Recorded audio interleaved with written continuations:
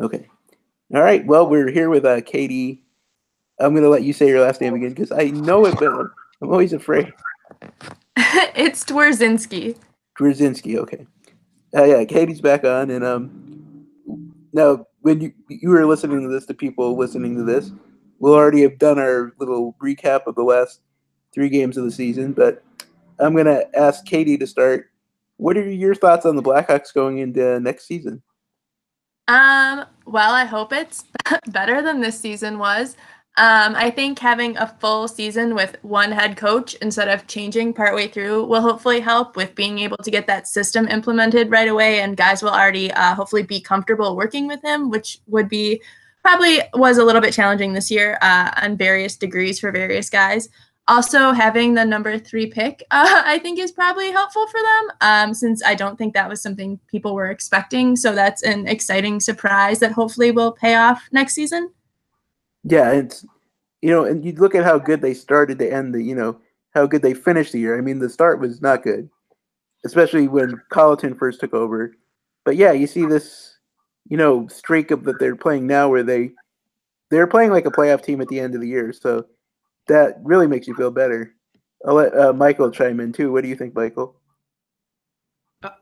I I would have to echo those sentiments. I think we kind of get the best of both worlds. I think a lot of the fan base was split on whether or not this team could actually compete for the playoffs or if they should be tanking and going for a high draft pick. And we kind of got the best of both worlds. We managed to get back into the playoff race and still managed to pull off getting a top 3 picks. So it certainly leaves me with a lot more optimism now than I had a few months ago. The team's performance was certainly arrowing up in the second half of the season. Like Katie said, they started getting a little more comfortable working under Colleton, and then hopefully the draft pick that the Hawks were able to secure in the lottery can step in and help right away, or even if it's a year down the road, the Blackhawks will also have salary cap space for the first time in forever this offseason, where they can make a move or two if the opportunity presents itself. So yeah, definitely more optimistic as the season concluded. Well, let me get to the big question here. If they were going to rig the draft lottery for the Blackhawks, why didn't you give us the number 1 pick? Why 3? That's bogus. Maybe it was to throw people off the scent. That's true. I mean, you give the Rangers 2 and the Blackhawks 3, and then you throw the Devils at 1 too. The Devils wouldn't be rigged. So look. Well, I mean, you've got the Devils getting the top pick for the second time in 3 years. The year before, we had Carolina winning in the lottery and picking 2. There's Buffalo was in there recently. So, yeah, any notion that the draft is rigged is ridiculous. There's no way you could get away with it with the amount of scrutiny and money involved in this. But it's fun to joke. There's no way the other owners would allow such a thing to happen. Yeah, it's fun to see people on Twitter saying it though. Oh yeah, it's hilarious in their responses, but it's a ridiculous notion. All right, now Katie, I've got to ask you an important question. Yes. Okay. Why aren't they making Colleton wear his glasses more often? I don't know. Next season, it was the most enjoyable part of some of the games. Obviously, that is high level analysis from me. But yeah, if he could just wear his glasses always. Yeah. All right. So now I'll go to a little bit more hard hitting one. Hold on. I need a second for me to put my glasses on as well. They were sitting in front of me. There we go. Okay, we can proceed. Yes, and I don't wear glasses, so I'm out on that one. I don't need to wear glasses. I have a very minimal prescription after I got laser surgery a long time ago, but that surgery starting to wear off, and the effects are that I sometimes need to wear them when I'm driving now. Those things can wear off. Yeah, I mean your eyes are always changing. Your eyes get better and worse, and just because you have a surgery, it doesn't stop the process. It just corrects whatever it was at the time of the surgery. Shows what I know. Yeah, and hey, you know what? I'm getting into middle age, so at some point in the relatively near future, I'm going to need reading glasses anyway. Yep. So they'll come in. All right. No, the question I was going to ask was before we got sidetracked on laser eye surgery. So Kane and Taves, do we think they're going to be able to be as good next year as they were this year? Because they were really good this year. I think it's a bummer that they had career years in a year that ended before the postseason, but I think maybe that gives them some motivation to have a more successful, longer season next year and hopefully keep up that same pace they were playing at. Yeah, and of course, too, I mean, they will be more rested, they haven't gone through the playoff grind for a couple years. So they should be more fresh going into next season. Yeah, I mean, they definitely, kind of like the team as a whole, the arrow seems to be pointing up for continued production out of those guys. Heading into the year, I think there were legitimate doubts about Taves and Keith, and to a lesser extent Kane, on how much they were still going to be able to contribute at a high level. I think all three of them answered that question fairly well this year. Obviously, Keith's a little more advanced in age and is never going to recapture what he once had. But I think over the second half of the year, I think the system change had an effect on him as dramatically as anyone else. But he seemed to get more comfortable as the year went along, and still showed top 4 defensive ability. So, yeah, it's definite hope there for the core group outside of Seabrook being able to continue to contribute. Yep, and of course, hopefully the new buddy comedy of Strome and DeBrincat will keep trucking along. Former roommates, right? Turned. Yep. NHL teammates. Underrated aspect. Well, I shouldn't say underrated, but kind of in a good tie-in with the draft lottery results from last night. To some extent, the Blackhawks ended up acquiring 2 third overall picks this year and winning the lottery this year, and then managing to pull off the trade for former third overall pick Dylan Strome, who at the time of the deal looked like a potential bust, but now looks like he may reach his projected potential. So, 2 big-time acquisitions that kind of came out of left field that we weren't expecting at the beginning of the year that can have a dramatic effect on the Hawks, projection into the years ahead. Yep, and I will give a cautionary note on third picks by the Blackhawks, because their last 2 third picks in the draft were Jonathan Taves, but the one before that was Cam Barker. So, yeah. But if you want to look at it in a positive light, Cam Barker turned into Nick Leddy. So yes, but then what did Nick Leddy turn into? Nothing, essentially. So, but I guess, hey, we won a cup with him. So true. All right, so now I guess I'll wind down our little interview with Katie here with the big question: what are your Stanley Cup predictions? Oh, good question. The Stars have been my second team for a while, so I think it would be cool if they won. But since I used to live in South Carolina, I would really like to see the Hurricanes get far. It's been so long since they were exciting like they are. I think especially after they kind of found a specific team identity with their celebrations and embraced that and really are having fun. I would really like to see them go far. Yes. How about you, Michael? I probably should have expected this question, but honestly, Did no preparation for this one. I would love to. I'll echo Katie's sentiments on the Hurricanes. They've become a very fun team. They still got a couple of ex-Hawks as well, so that's definitely a squad I would like to see go far. From the Western Conference, well, I guess staying in the East a little bit, I actually wouldn't mind seeing Tampa Bay finish out their incredible season and actually win a cup. They're a squad that I kind of thought after the 2015 finals against us that they would have a Stanley Cup by now. And so I would like to see them finish that off. But from the West, I'm not sure that there's actually a good enough team in the West that would actually be favored.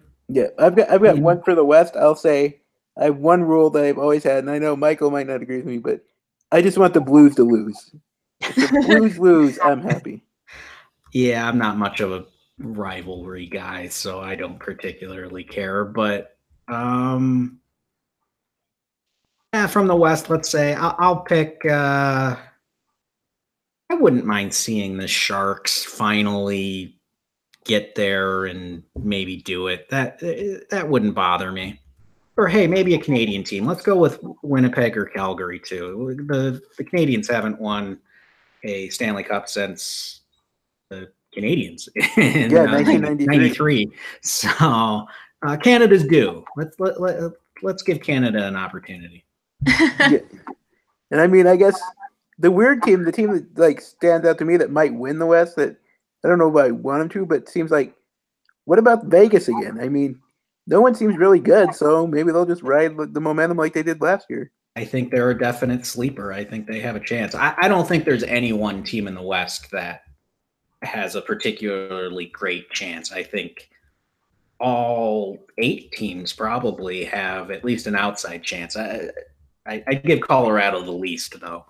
But I think everybody else has got a legitimate shot at coming out. Yeah, and of course, for those of you that don't follow Katie on Twitter, whenever the Blackhawks play the Stars, there's a certain picture she puts on Twitter of Tyler Seguin that, well, let's just say it's an interesting picture. I would like to note, I did not make that. I just found it on the internet. I was not the creator of that image. Yes. I'm not saying that picture is what got him traded from the Bruins, but possible. But I guess any closing thoughts for you, Katie? I don't think so. I am bummed that the Blackhawks didn't get into the playoffs since they were really kind of trying to streak towards the end, but also it would have really been a bummer to watch them get eliminated right away too. So maybe it's good to just have a little bit of an extended break and really then try to come back strong next season. Yeah, that's probably it's one of those things like, boy, it would be fun to make it, and then they're getting beat, and you're like, why did I want this to happen? But then maybe it's gravy, so yeah, it's a tough call. Yeah, I've settled on the best of both worlds. We got at least a playoff run, or a run towards the playoffs, little excitement there, and rather than watching them get bounced quickly in the playoffs, we got the consolation prize of also winning the lottery. So best of both worlds. Yep. So yeah, thank you, of course, Katie, for coming on, and hopefully we'll have you on a couple times next year, whenever. Yeah, sure. Won't abuse the privilege, but have you on when there's some fun stuff to talk about, because, as we say, you're what do I want to call it? Permanent guest host, so to speak. Favorite guest. We'll call it that. Sounds good. Thanks, guys. Yep. Thank you for Thanks, coming Katie.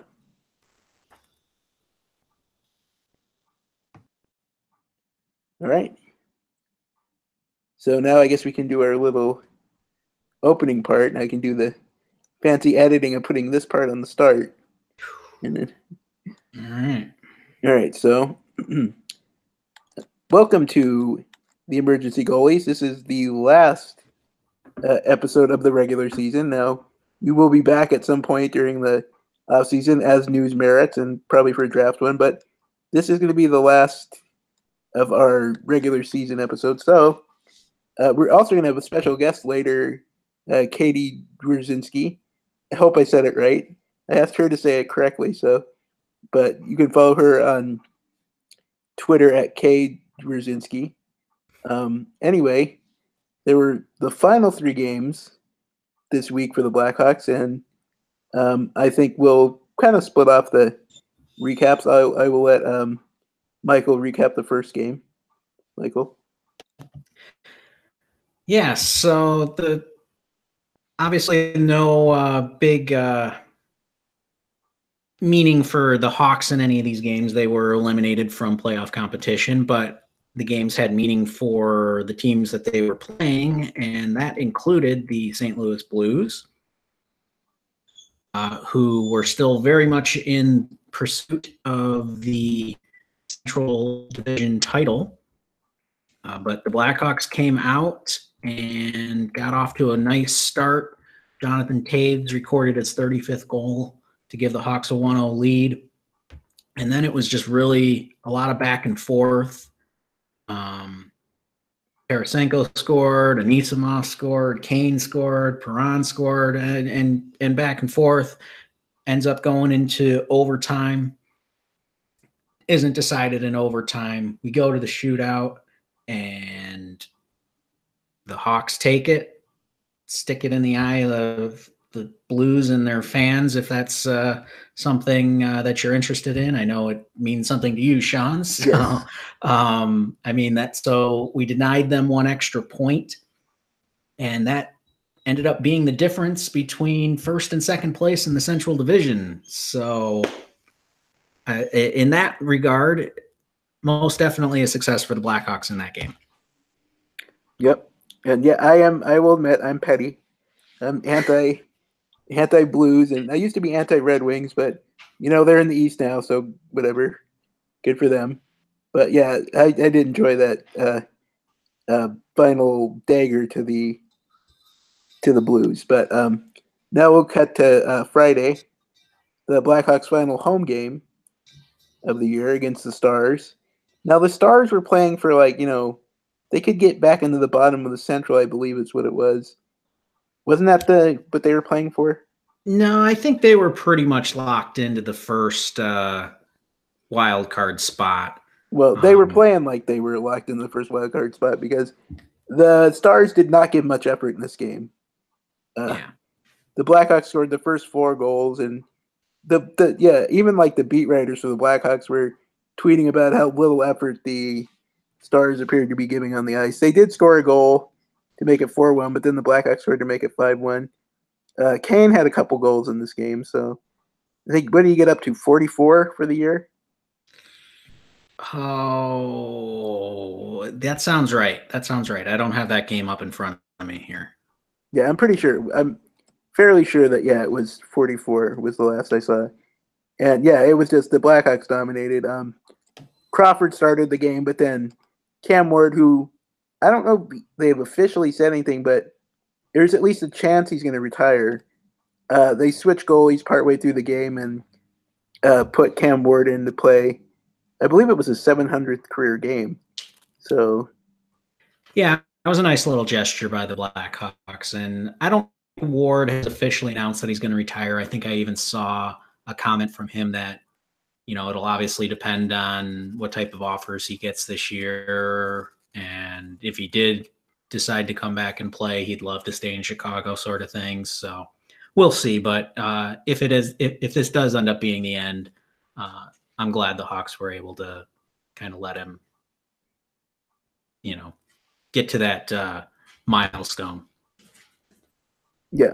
So, and then of course the season finale was the next night, Saturday, in Nashville, and the Predators needed this to win the division. They had to win this game, and the Blackhawks actually did jump up to a lead. Brendan Perlini scored. Yeah, Brendan Perlini scored, and it stayed. Did the Blackhawks go up 2?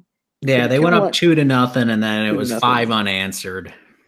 Yeah, they went up 2-0, and then the Predators were like, "Okay, we need this game," and they put the hammer down and went up 3-2, and I think they scored 2 empty net goals at the end.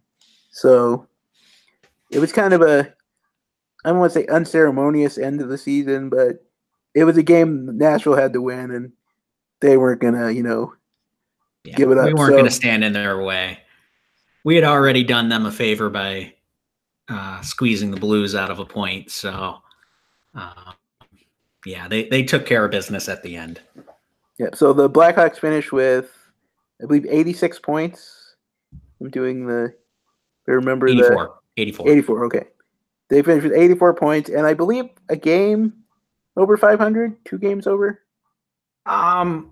Well, they did average more than a point per game. I have issue with declaring the overtime losses as part of over 500, but they did finish with 36 wins and 34 regulation losses. Yeah, but like you were saying, if you do the math, 84, because there's a possible with 81 games, 162 points. They only won 36 games and they lost 46. So it's just 12 of those came in overtime or shootouts. So yes. They got 12 free points. Yeah, so basically about half the points possible they got. So yeah, they were just over 1 point per game. So in that regard, I guess you could say you could declare it like a 500-ish season. But yeah, and certainly with through December and January, it was to win that, get 84 points is a pretty big shock, actually. Yeah, certainly better than it looked like a couple of months into the season when we thought we would actually be battling for the third best odds in the lottery rather than like 3 teams out of the wild card spot, which is I think what we ended up. Yeah. 2 spots out of the wild card. Yeah, so not bad. Okay, and then of course the other big news was, we're recording this on a Wednesday, was last night, Tuesday night, the Blackhawks did surprisingly well in the draft lottery. They got some good bounces and finished with the 3rd overall pick. Now, would it have been nice if they gotten 1 or 2 with the 2 big names in the draft? Sure, but to be the 12th worst record and get the 3rd pick is pretty good. So yeah, 8.2% chance, and the ping pong balls bounce the Hawks' way. So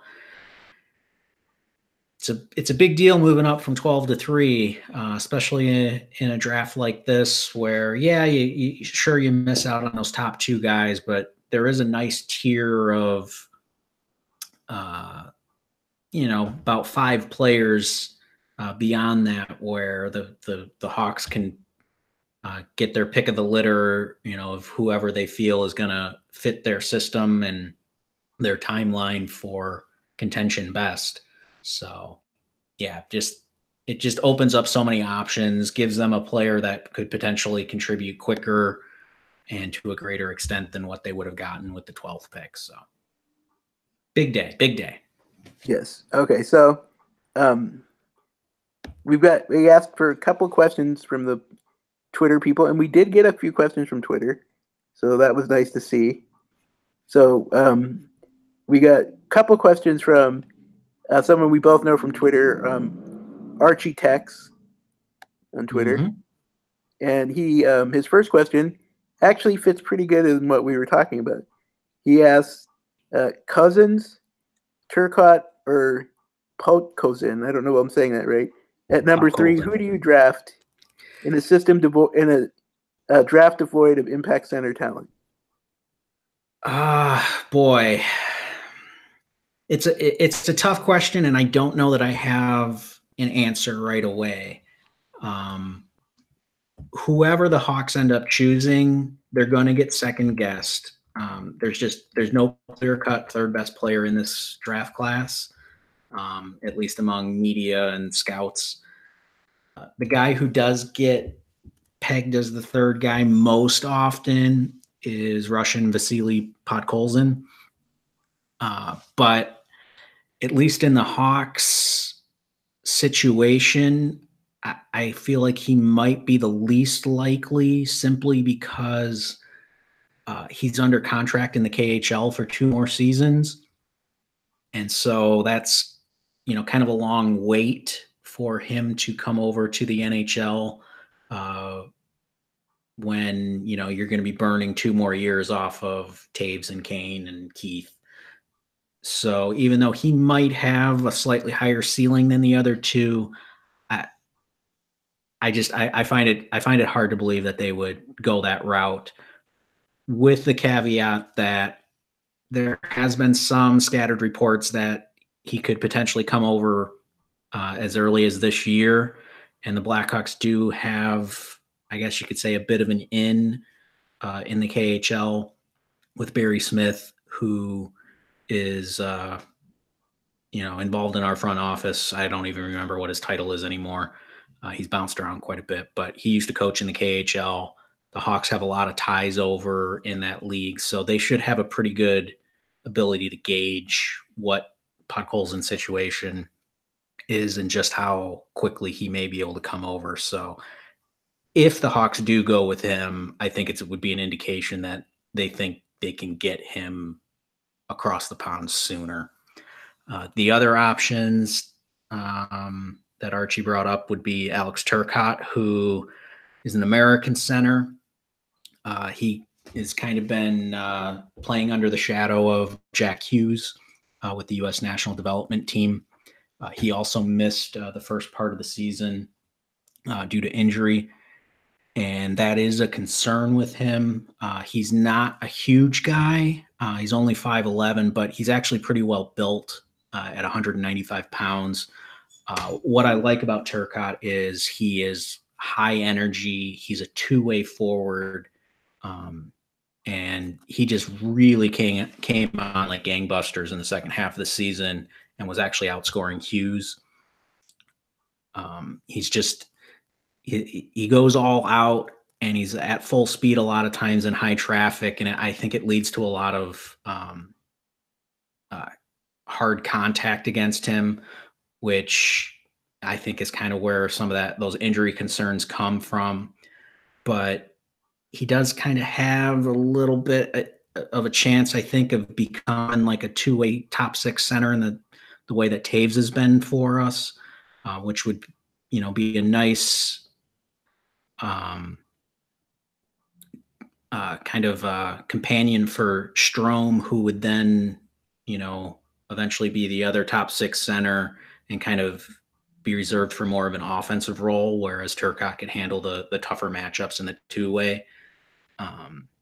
And it's not a great comp, but he reminds me a little bit of Mike Richards, of years past with the Flyers and the Kings. So that's definitely a guy I think they could consider. A lot of that will depend on the medicals, though. Then the other guy Archie brought up is Dylan Cousins. He is a big 6'3" bulldog, but it's not just power with him. He also possesses great skating ability, and in some ways, he's kind of like a souped-up Brandon Saad. Okay. He kind of plays that same type of game where he's able to use his speed and size to protect the puck going around the outside, and then has enough stick handling ability to cut to the middle and really challenges defensemen one-on-one entering the zone. But I think he also has a little bit more skill to him. And at 6'3", he's also has the frame to actually become a little bigger than Brandon Saad is. The other interesting aspect to him is he is both right-handed and has the ability to play center. Both of those things are, well, with the acquisition of Strome, we're not exactly hurting at the center position anymore, but having that versatility is certainly nice. Being a right-handed guy is a big boost. A big attribute to be able to have, because outside of DeBrincat, the Blackhawks don't really have, a right-handed shot that can play in a top 9 role currently. So he's a guy that would be able to help out on face-offs. And so that is definitely A guy that I could see a lot of GMs falling in love with. The one, I've kind of brought up concerns with the other two guys with their contract situation for Podkolzin and the injury concerns with Turcotte. With Cousins, I think he kind of has I brought up Saad before. I think he kind of has the same sort of style of play where I think he sees the play in front of him pretty well, but I don't see him having that innate sense He's of not creative, you would say. He's creative in one-on-one situations. What I see missing from him is that innate sense of the play developing behind him that a lot of elite guys have. Yeah, to set up other people and stuff. Yeah. So I certainly wouldn't be upset if they take him. I don't know that he would be my first choice, but on the other end, he would certainly seem like a very good fit with the Blackhawks current group, and he's a guy that could probably play next year, at least in a middle six role, maybe as a wing. Yeah, so okay, I guess I'll take off on that. Then if let's say I'm making you Blackhawks GM, who do you pick number 3? I don't know that I can answer that right now. Not knowing Podkolzin's contract situation, not knowing the medicals on Turcotte.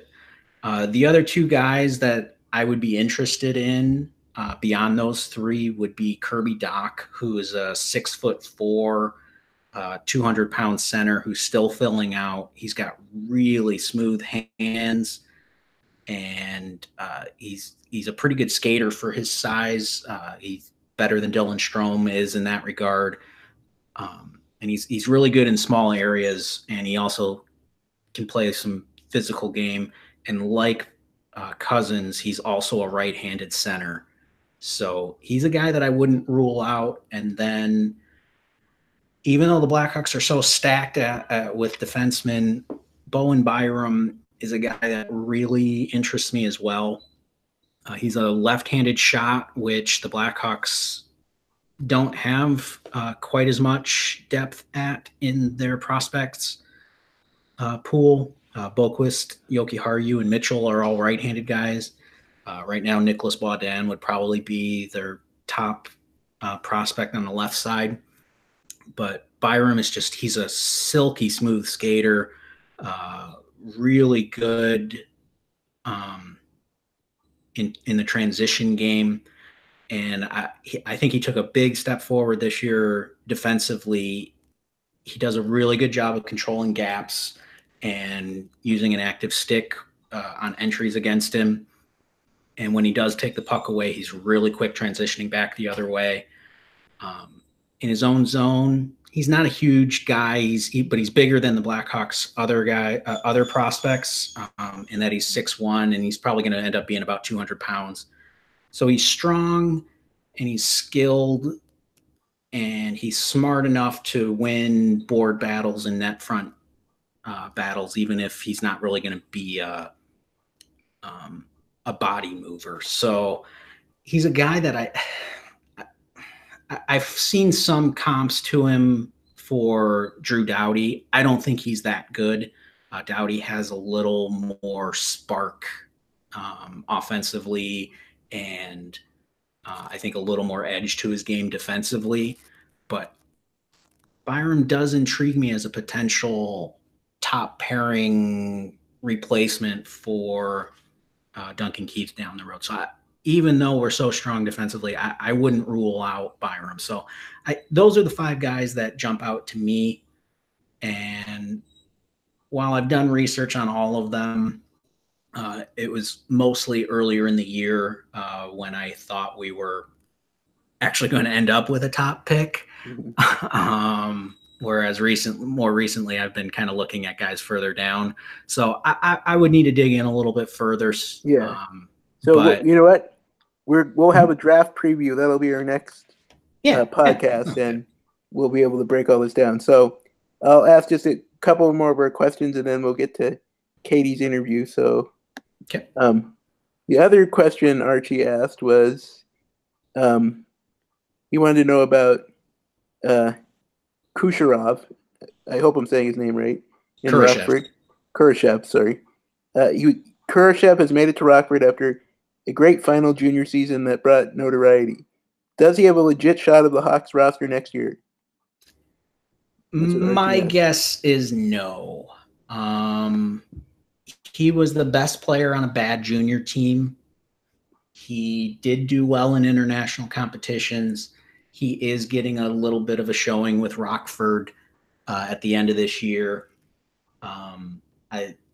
I think when I looked yesterday, he hasn't scored in either of his games, but that doesn't really mean anything. Rockford is still competing for the last playoff position. Right now, they're just outside and that spot, and they need a little help to get in, but they're playing a little better, so there's still hope there. You'd love to see the Blackhawks get in to the postseason, and maybe at that point, one of these young guys emerges over the playoff run to kind of give them a little bit of momentum heading into next year. But right now, with the group that's in Rockford, I'm not sure that there actually is a guy outside of Yoki Haru with a great shot of making the opening night lineup for the Hawks. Matthew Highmore is a guy that I think might contribute on the fourth line next year, and he would have a shot, but he's missed a lot of this season due to injury. And then under the radar guy might be Brandon Hagel, who's an undrafted guy that they signed out of juniors this year. He's come up and he's been playing with Rockford, I want to say, for the last 3 or 4 weeks. Just a really high energy, gritty guy that he also would be, more of a contributor on the fourth line. But as far as the more skilled guys, I don't know that any of them will be ready right out of the gate. Mackenzie Entwistle would be another guy that they signed recently, who was the prospect that they acquired in the Hossa trade with Arizona. He impressed me in the World Junior. I think to start off, he would be a guy, again, that would be more of a fourth line player, but I think eventually he might be able to work into a third line role. But he kind of has some of the size, and as I was mentioning before with the draft prospects, he's a right-handed shooter that is also capable of playing center and helping out on face-off. So he would potentially be, maybe not at the beginning of the year, but later in the year, a guy that could maybe help David Kampf out on the fourth line and help win some face-offs. And he's a big body that's responsible defensively. So those are the guys that I would look more for contributing next year. The other guy that isn't in Rockford that Bowman has talked up a little bit is Dominic Kubalik, who is a guy that we picked up from, I want to say it was the Kings. It was a minor deal, yeah. Yeah, they drafted him a couple of years ago. They were not able to get him to sign, and so they traded his rights to the Blackhawks for, I think it was like a 6th round pick or something over the winter here. And Bowman has said that they're going to sign him, and they expect him to make the team next year. And we got to give the Blackhawks the benefit of the doubt on those guys. We've seen the success they've had with Panarin and Cahoon this year, as bringing over these guys from Europe who were not touted, were not drafted, or were drafted, but took a little longer to develop. And I would expect him to kind of be in that next line of guys. So I'm looking forward to that. I don't know anything about him, unfortunately. I know he's been playing really well over in, I'm pretty sure it's I thought it was Czech Swiss Republic, league, but I think it actually somewhere in Europe. Yeah, it's Central Europe. So yeah, we'll see how he does. But yeah, for Kurashev, I think we're probably a year away. I think the following year would be more when he would kind of look to break in. Okay, so we've got one more. I don't even know if this is like it's kind of a question, but it's almost more of a comment. But it's from Neil Weber on Twitter, and he said, "No, this is him, not our official line, but what a waste of Taves and Kane's big offensive years at age 30. Those two plus Keith are not getting any younger. Hopefully, the Hawks GM can improve the blue line this offseason, as that group of D was horrible." So, I guess the question he would be offering here is, can they improve the D? So. Well, they certainly can. The free agent market isn't great. So if they go that route, you're probably looking more at a third pairing guy that might be able to help out on the penalty kill, which is certainly would be an improvement. But I think if they're looking for more dramatic improvements, you're going to need to go to the trade market. And it's just one of those things where, how much are they willing to, sacrifice in the long term to get those short-term gains. I mean, they obviously like their defensive prospect pool. They've talked it up a lot, but honestly, there's not going to be room for all those guys, and it's hard to see, how quickly a couple of those guys are going to produce. So it might be the sort of situation where, they got to choose the one or two that they're going to, hang on to and hang their hats on for the future. And then that would free them up to trade a couple of the other guys for, potentially some more immediate help. So I mean, so that's Bowman did say that they're not going to bring back the same group. So he's promising change. I'm just not sure to what extent. I don't know that we're necessarily going to make all the fans happy in that they're going to, sign Erik Karlsson or, acquire Jacob Trouba or somebody at the, at the top of the market. Yeah. Well, what we can say is they're probably not going to look the same as this year on the decoy. Yeah. I don't know what that will be, but yeah. So that's the end of our little question time. So now we're going to go to our interview with Katie. And it was pretty good. We had fun doing it because full disclosure, we did it before we did this segment. So we already know how it went. It went all right. So, and we'll be back with after the interview with a little final message. And then here is Katie. Okay, so that was a good interview. And as we were talking about, we'll be back for a draft preview right before the draft. And maybe we'll talk a little bit about what happened in the playoffs and who won, who lost. And that's our plan now, unless the Blackhawks make some kind of major move before that, but I don't think that's probably going to happen. Yeah, and we can always do, some impromptu sessions here if a major move happens, or something to that extent, and then maybe a free agent preview, that sort of thing as well. Mm-hmm. So. Yep. So of course, as always, I'm STH85 on Twitter. Michael. MJ_Ernst. Yep. And Katie is KWD. KDW. I'm going to let you hang yourself with this one. I'm not even going to try it. Yeah. Well, let's put it this way. I'm going to have, when we post the episode on Twitter, I will have her Twitter handle. So just look up Drzinski. I'm not going to misspell it because I don't want to do that to Katie. So, but yes, I'll put her handle on Twitter too. And it's been a good season. Wasn't great because the Blackhawks didn't make the playoffs, but it was good enough. So better than we thought, right? Yeah, I'm happier coming out of it than I was going into it. So yep. So it may not be to the extent that I hoped for, but it's something. Yep. So that's a good thing to end it on. And as always, thank you for listening this year, and we will be back.